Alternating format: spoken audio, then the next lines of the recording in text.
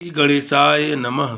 श्री विष्णु पुराण अध्याय 3 का पाठ करने चल रहा हूँ।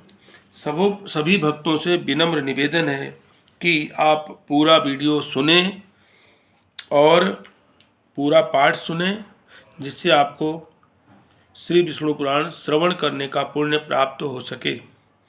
आइए शुरू करते हैं तीसरा अध्याय।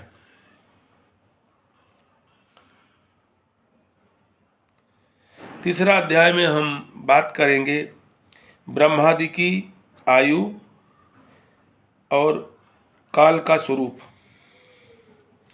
श्री मैत्री जी बोले, हे भगवान, जो ब्रह्म निर्गुण अप्रमेय शुद्ध और निर्मल आत्मा है, उसका सर्गादि का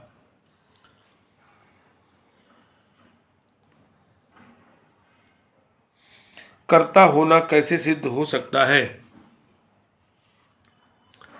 श्री पराशर जी बोले, हे तपस्वियों में श्रेष्ठ मैत्रेय, समस्त भाव पदार्थों की शक्तियां अचिंत्य ज्ञान की विषय होती हैं, उनमें कोई युक्ति काम नहीं देती।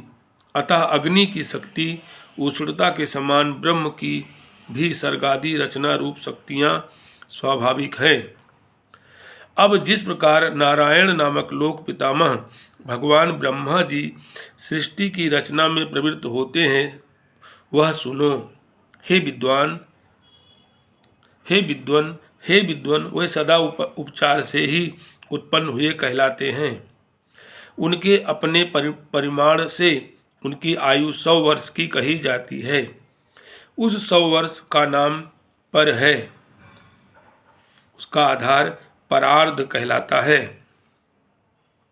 हे अनघ, मैंने जो तुमसे विष्णु भगवान का काल स्वरूप कहा था, उसी के द्वारा उस ब्रह्मा की तथा और भी जो पृथ्वी, पर्वत, समुद्र आदि चराचर जीव हैं, उनकी आयु का परिमाण किया जाता है।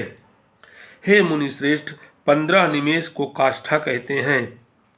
30 काष्ठा की एक कला तथा 30 कला का एक मुहूर्त होता है।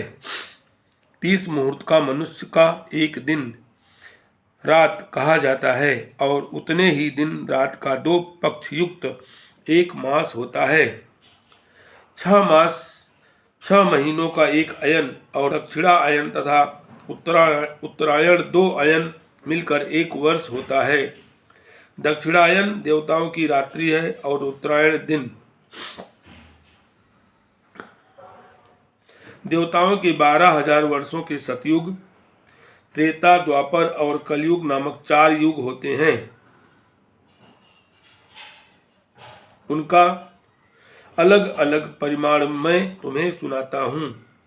पुरातत्व के जानने वाले सतयुग आदि का परिमाण क्रमशः 4, 3, 2 और 1000 दिव्य वर्ष कहलाते हैं।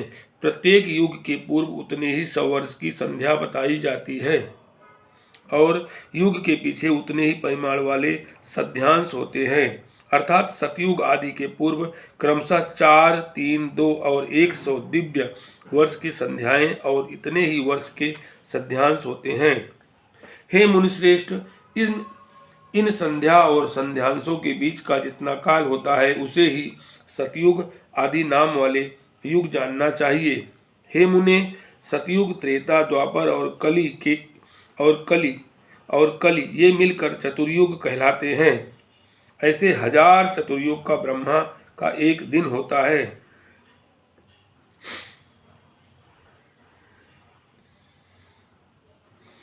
हे ब्राह्मण, ब्रह्मा के एक दिन में 14 मनु होते हैं। उनका कालकृत परिमाण सुनो। सप्तर्षि, देवगण, इंद्र, मनु और मनु के पुत्र राजा लोग पूर्व कल्पना अनुसार एक ही काल में रचे जाते हैं, और एक ही काल में उनका संहार किया जाता है।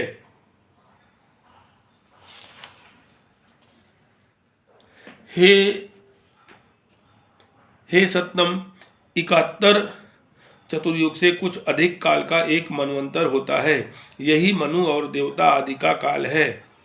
इस प्रकार दिव्य वर्ष गणना से एक मनवंतर में 8,52,000 वर्ष बताए जाते हैं। तथा हे महामुने, मानवीय वर्ष गणना के अनुसार मनवंतर का परिमाण पूरे 30,67,20,000 वर्ष है, इससे अधिक नहीं। इस काल का 14 गुना ब्रह्मा का दिन होता है। इसके अनंतर नैमित्तिक नाम वाला ब्रह्म प्रलय होता है। उस समय भूलोक, भूअलोक और स्वलोक तीनों जलने लगते हैं और महलोक में रहने वाले सिद्धगण अति संतप्त होकर जनलोक को चले जाते हैं। फिर से सुने, उस समय भूअलोक और स्वलोक तीनों जलने लगते हैं और महलोक में रहने वाले सिद्धगण अति संतप्त होकर जनलोक को चले जाते हैं।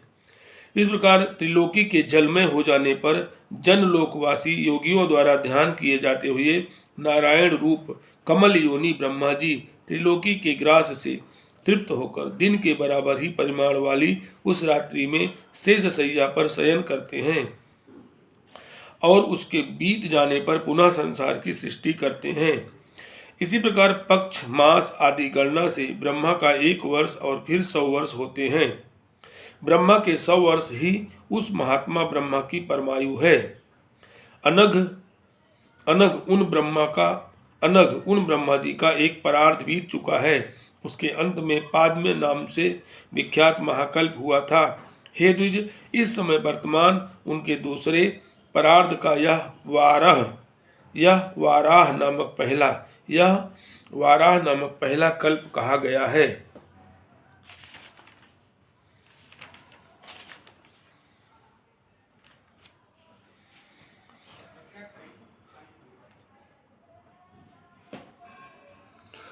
श्री हरि श्री हरि श्री हरि। अगला वीडियो मैं 4थे अध्याय का बनाऊंगा नेक्स्ट वीडियो में।